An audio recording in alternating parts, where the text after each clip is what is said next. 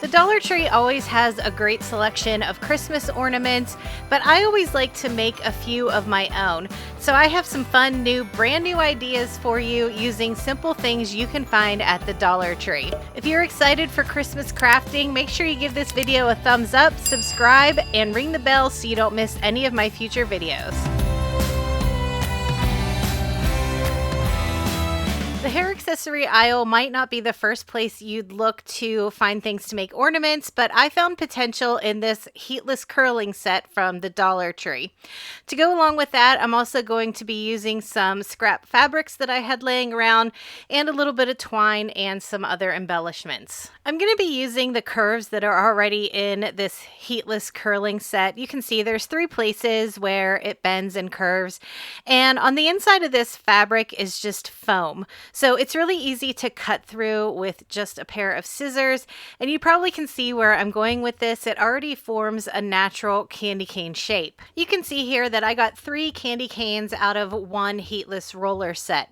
Now for my fabric, there's a couple different options you can do here. I really like the tattered edges that you get whenever you rip fabric. So I'm just laying mine out and cutting a small slit at the bottom about 1 inch wide, 1 inch to 1 1/4, and then I'm just ripping it the rest of the way up. If you don't like that tattered look, you could just cut it with scissors, or another fun look would be to cut your strips with pinking shears. Once I took that material off of the foam that was inside the heatless roller, the foam started to uncurl. So I took an old flower stem. This was one that I had already used the flowers off of, and I just clipped a piece of it and I put it down inside because there is a hole running down through the middle of the foam. And then I was able to fold that back into the candy cane shape. Then with those strips of fabric that I had torn earlier, I started at the bottom. I added just a small amount of hot glue, and I made sure that there was a good amount of overhang on the bottom of the candy cane. And then I just started wrapping it the whole way up until I got to the other side of the candy cane. For each of mine, I used 2 strips of fabric, but that'll depend on how much fabric you have, how much length you have, and how big you decide to cut your candy canes. After it was all wrapped in fabric, I took the bottom end of that floral stem, and because there is a hole in this foam, I'm just using that to tuck the material right into the foam. I found that because of the texture of it, I didn't have to put any glue in it. I was able to just use the stem to poke all of that fabric in, and it gave it a nice finish on both ends. One of the great things about making your own ornaments is being able to customize it to fit your style. So for example, I use the black and white gingham fabric because I really like that rustic country look, but if you like more of a modern look, you could use anything that would match your style.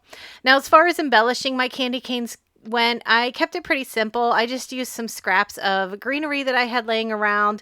I tied a little bow out of some jute cord, and then I added a few little berries. And I really like how the black and white looks with the red berries. So let me know in the comments, what's your style that you like to decorate for Christmas, and how would you decorate your candy canes?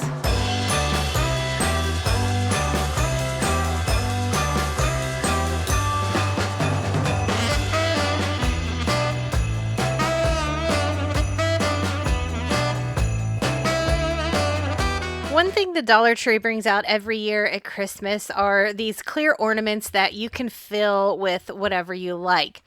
One of the ideas I had was to use up some of the scrapbook paper that I have laying around in my craft room. I used to do a lot of paper crafts, so I still have a lot of thicker scrapbook paper, and I have a lot of it in Christmas prints. So I thought this would be a fun way to decorate some of these ornaments that you can fill yourself. I started by taking my scrapbook paper, and I'm using my paper trimmer here, but you could just use scissors if you don't have one. And I'm just cutting thin strips. These are about 1/4 of an inch wide. And you can see here that my scrapbook paper is double-sided, which I think really adds to the look that I was going for. Now, another option, if you don't have a paper trimmer, another fun way to make the paper a little bit more fancy is to use some pinking shears and just do your best to keep the strips about 1/4 of an inch. It doesn't have to be perfect because there's no exact measurements here. You just want them fairly thin. After I had a pretty good pile of paper strips cut, then I'm just using a paintbrush. You can use anything that's round, and I'm sliding it along the paper, kind of the same way you would curl a ribbon.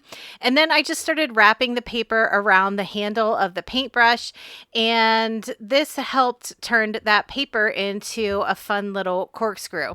And you can see this is where having double-sided paper really comes in, because you can wrap it in both directions to show off either pattern.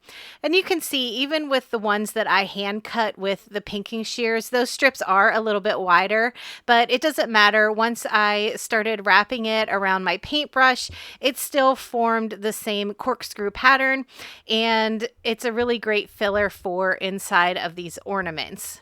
To fill up the ornaments, you just need to pop the top off. There's a little wire hanger at the top that holds it in place, but it's really easy to get off. And then you can just start filling the ornament with all of your little paper spirals. Another fun idea I thought would be to mix some of these little paper spirals with some of the metallic basket filler for an extra texture. Or another thing you could do would be add some of the fake snow inside of these along with your curled up paper. Now, if you don't have scrapbook paper, you could use other things like wrapping paper or even gift bags that you cut up. Another fun idea would be to cut up some book pages or even some pages of music. I think there's usually a lot of like free printables that you can get online. So if that's something that you don't have on hand, just look around online and see if you can find some printables that you could print out and then cut up for yourself. Now, you could just add some ribbon or twine through the top of this ornament and hang it as is, but I decided to add a few extra embellishments because I always have little scraps laying around. So this is a great way to use up a few of those things. You can see I added just a few leaves and a few silver berries because I thought it went really well with this scrapbook paper that I had used for this ornament. I also think this would be a fun project to do if you like to craft with your friends and family.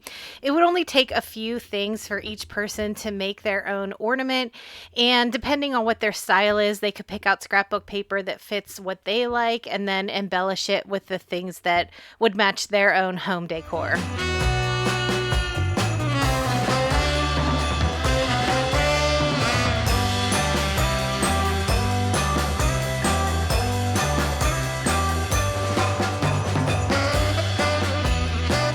Anytime I'm crafting, I always like to look around and see things that I already have so that I don't have to go out and buy more things to make craft projects.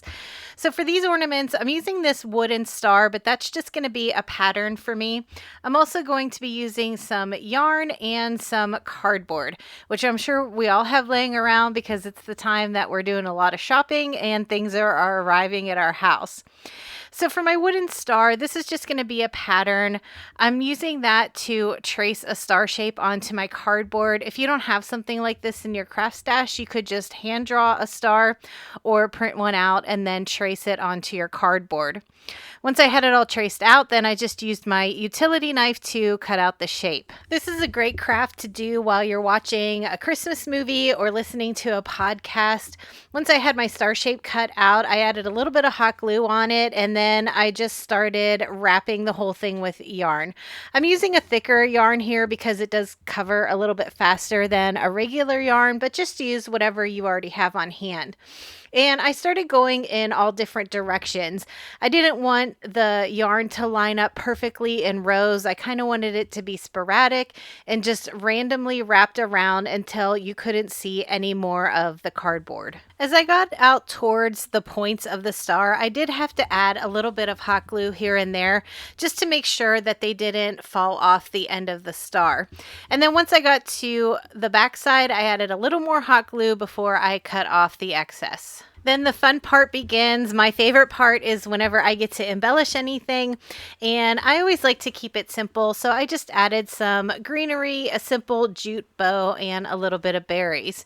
Now, another idea I had for these stars, if you didn't want to use them as ornaments, you could string some jute or some rope through the back side of them and turn them into a garland that you could hang on a fireplace or a mantle, or you could simply just tie these onto a package as an extra little gift that you're giving to somebody this Christmas.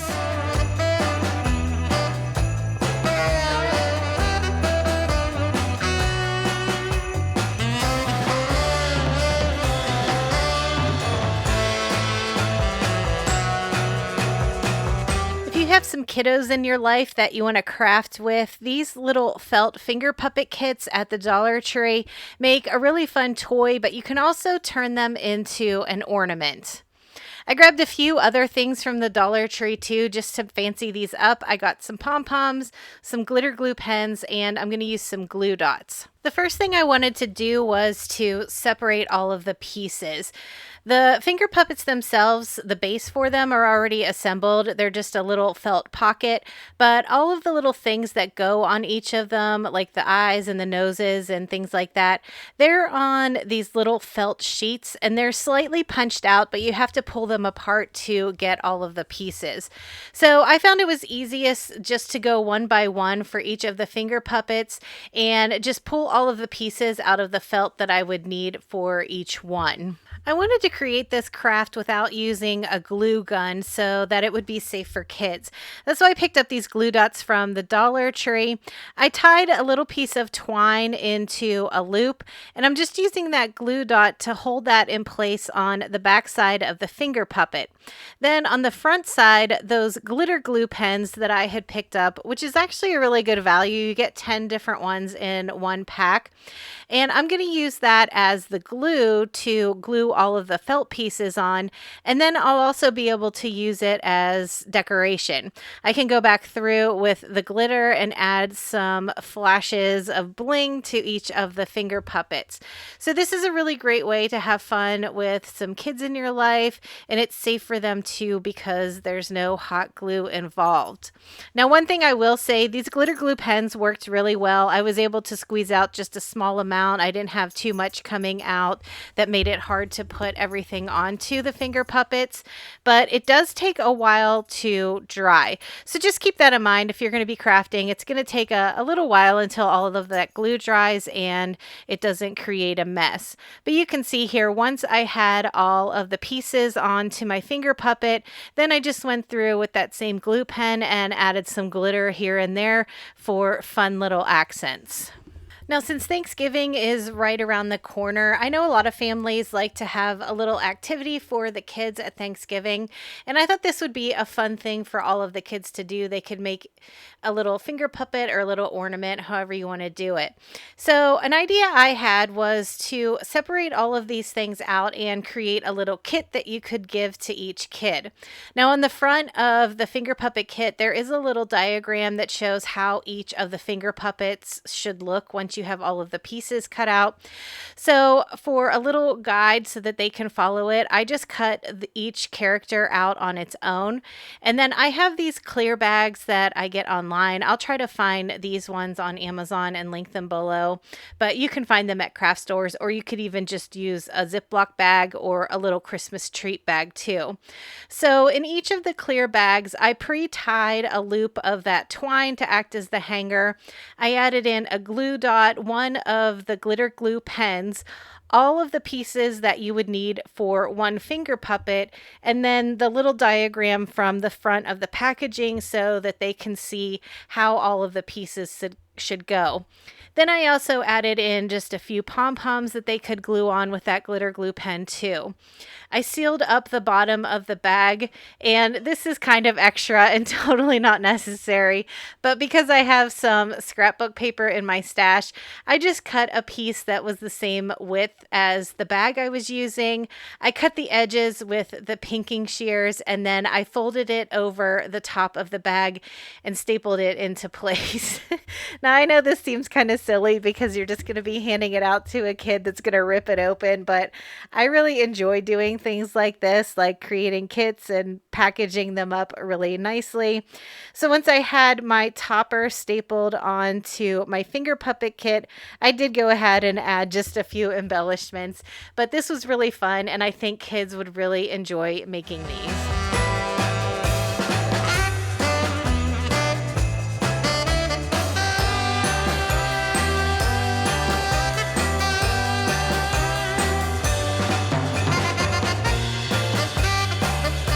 So much for coming to hang out and craft with me again today. I know I haven't posted in a few weeks, but I'm sure you can understand life gets busy. All right, everyone, I hope you have a great week, and I'll talk to you in the next one.